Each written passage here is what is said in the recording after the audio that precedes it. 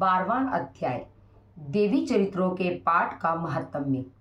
देवी बोली, देवताओं, जो पुरुष एकाग्रचित होकर इन स्त्रोतों से मेरी स्तुति करेगा उसकी सभी बाधाएं मैं निश्चय ही दूर कर दूंगी, और जो मधुकैटभ का नाश, महिषासुर का वध तथा शुम्भ निशुम्भ के संहार आदि प्रसंगों का पाठ करेंगे तथा अष्टमी, चतुर्दशी और नवमी को एकाग्र मन से भक्ति पूर्वक मेरे इन उत्तम चरित्रों का महात्म्य सुनेंगे, उन्हें किसी प्रकार का अनिष्ट छू नहीं सकेगा और ना पापों से उत्पन्न आपत्तियां उन्हें दुखित कर सकेंगी, ना दरिद्रता प्राप्त होगी, ना प्रयोजनों का वियोग दुखी सहना पड़ेगा।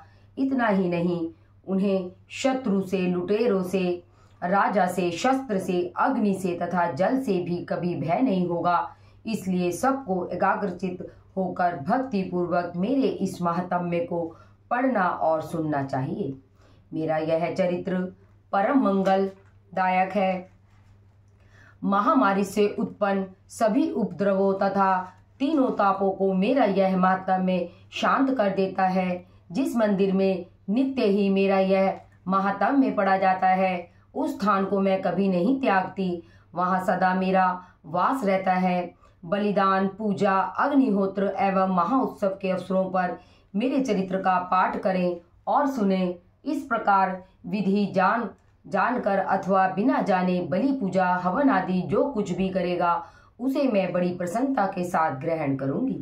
शरद काल में जो वार्षिक महापूजा की जाती है, उस अवसर पर जो मेरे इस महात्म्य को भक्ति पूर्वक सुनेगा, वह मनुष्य मेरे प्रसाद से सब बाधाओं से मुक्त तथा धन धान्य एवं पुत्र से संपन्न होगा। मेरी उस पर कृपा होगी, इसमें संशय नहीं है। मेरे इस महात्म्य, शुभ उत्पत्तियों तथा युद्ध में किए गए मेरे पराक्रमों को सुनकर मनुष्य निर्भय हो जाता है, उसके शत्रुओं का नाश हो जाता है और उसका सब प्रकार से कल्याण होता है तथा उसका कुल सुखी रहता है। स्वस्त्र, शांति, कर्म से बुरे स्वप्न दिखाई देने पर तथा ग्रह जनित भयंकर पीड़ा उपस्थित होने पर मेरा यह महात्म्य सुनना चाहिए। इससे सभी विघ्न तथा भयंकर ग्रह बाधाएं शांत हो जाती हैं और मनुष्य द्वारा देखा हुआ बुरा स्वप्न शुभ स्वप्न में बदल जाता है। बाल ग्रहों द्वारा पीड़ित बालकों के लिए यह महात्म्य शांतिदायक है। मनुष्य के संगठन में फूट होने पर यह महात्म्य मित्रता कराने वाला होता है। यह महात्म्य दुष्ट जनों के बल का नाश करने वाला है। इसके पाठ मात्र से राक्षसों, भूतों, पिशाचों का विनाश हो जाता है। मेरा यह संपूर्ण महात्म्य मेरी सनिधि प्राप्त करा देता है। पत्र, पुष्प, अर्घ्य, धूप, गंध तथा उत्तम सामग्रियों द्वारा मेरा पूजन करने से, ब्राह्मणों को भोजन कराने से, होम से, प्रतिदिन के अभिषेक से तथा अन्य अनेक प्रकार के पदार्थों के दान से वर्ष भर जो यह सब मेरे अर्पण करके आराधना करते हैं, इससे जो मुझे प्रसन्नता होती है, वही प्रसन्नता मेरे इस महात्म्य के एक बार सुनने से हो जाती है। इसे सुनते ही सभी पाप नष्ट हो जाते हैं और आरोग्यता प्राप्त हो जाती है। मेरी उत्पत्तियों का कीर्तन सब भूतों से रक्षा करता है तथा युद्धों में वर्णित मेरा यह चरित्र दुष्ट असुरों का संहार करने वाला है। इसको सुनने से मनुष्य को शत्रु का भय नहीं रहता।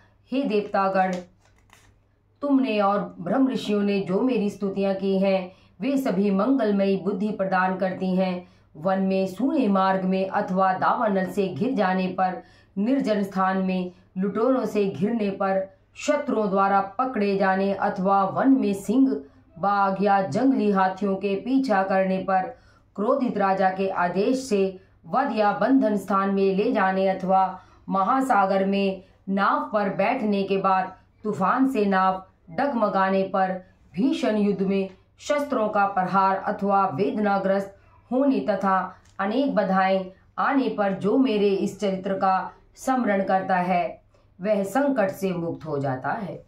मेरे प्रभाव से सिंह आदि हिंसक जंतु, लुटेरे तथा शत्रु भी मेरे चरित्र का स्मरण करने वाले पुरुष से दूर भागते हैं।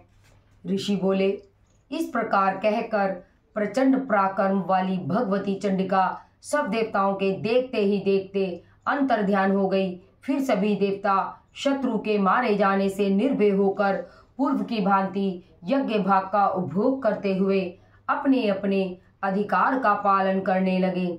संसार का संहार करने वाले महाभयंकर अतुल पराक्रमी नीच देव शत्रु शुंभ तथा महाबली निशुंभ के युद्ध में देवी द्वारा मारे जाने पर शेष दैत्य पाताल लोक में चले गए। हे राजन, इस प्रकार भगवती अंबिका नित्य स्वरूपा देवी बार बार प्रकट होकर जगत की रक्षा किया करती हैं। वे ही इस विश्व को मोहित करती हैं, वे ही जगत को पैदा करती हैं तथा वे ही प्रार्थना किए जाने पर संतुष्ट हो विज्ञान एवं समृद्धि प्रदान करती हैं। हे राजन, महाप्रलय काल में महामारी स्वरूप से यही देवी संपूर्ण ब्रह्मांड में व्याप्त हो जाती हैं। वे ही समय समय पर महामारी होती और वे ही अजन्मा होते हुए भी स्वयं सृष्टि के रूप में प्रकट होती हैं। वे सनातनी देवी ही समय अनुसार प्राणियों की स्थिति किया करती हैं। मनुष्य के अभ्युदय के समय वे ही देवी घर में लक्ष्मी के रूप में स्थित हो उन्नति प्रदान करती हैं और वे ही अभाव के समय विनाश के लिए अलक्ष्मी बन विनाश का कारण होती हैं। पुष्प, धूप, दीप आदि सामग्रियों से पूजन तथा स्तुति करने पर यही देवी धन, पुत्र, धर्म में रुचि तथा शुभ गति आदि प्रदान करते हैं। इस प्रकार श्री मार्कंडेय पुराण के सर्वाणी मनवंतर की कथा के अंतर्गत देवी महत्व में फलस्तुति नामक 12वां अध्याय पूर्ण हुआ। बोलो श्री भगवती की जय, बोलो नौ दुर्गे माता की जय।